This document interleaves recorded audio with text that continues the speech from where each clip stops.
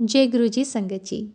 संगत जी, गुरु जी जब चोले में थे तो उन्होंने खुद कहा कि मैं तुम्हें पांचों तरह से ब्लेस करता हूँ, क्योंकि हमारी जो सेंसेस हैं वो पांच सेंसेस हैं। तो गुरु जी हमें नज़र के थ्रू ब्लेस किया करते, हमें गुरबानी सुनाकर कानों के थ्रू ब्लेस किया करते, स्मेल जब उनकी फ्रेग्रेंस हमें आती, और आज भी संगत जी वही सेम चीज़ें हैं, तो वो हमें स्मेल के थ्रू भी ब्लेस करते हैं।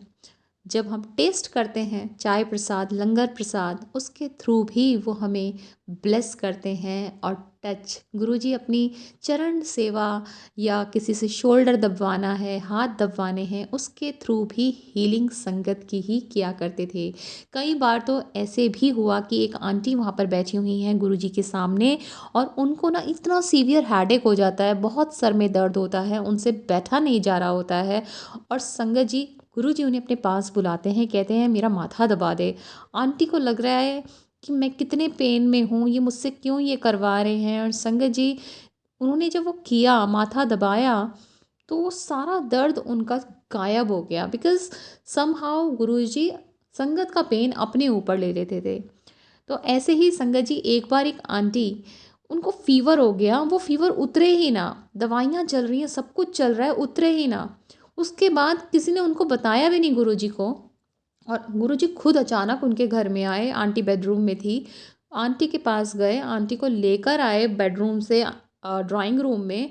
और उसके बाद संगत जी आंटी को बोला कि तुम मेरे चरण सेवा करो, और आंटी कर रही हैं। और गुरुजी का जो टेम्परेचर है वो बढ़ता चला गया, और आंटी का टेम्परेचर बिल्कुल नॉर्मल हो गया। तो संगत जी इस तरह से गुरुजी हम पर कृपा करते हैं, अपने भक्तों का कष्ट अपने ऊपर ले लेते हैं। और कई बार तो संगत जी गुरुजी बहुत पेन में हुआ करते, और रात भर बहुत तड़पा करते, और अगली सुबह जब सत्संग का टाइम हो जाता शाम तक, वो रिकवर हो जाते। और उसके बाद जब संगत आती, वही फिर से नूर के साथ उनके चेहरे पर, और वही एनर्जी के साथ वो फिर से तैयार हो जाते संगत को ब्लेस करने के लिए, उनका कल्याण करने के लिए, और उनके कष्ट फिर से अपने ऊपर लेने के लिए। संगत जी ऐसा गुरु कहीं मिलेगा जो अपने भक्तों के सारे कष्ट अपने ऊपर ले ले? हमें तो सोचने की भी ज़रूरत नहीं है। जो हम ये सोचते रहते हैं कल क्या होगा, ये चीज़ कैसे होगी, संगत जी वो सब गुरुजी सोच रहे हैं। हमें तो बस जब उनके पास आ गए ना, तो सिर्फ उनका ध्यान करना है, उनके ध्यान में मगन रहना है संगत जी। जय गुरु जी, शुक्राना गुरु जी।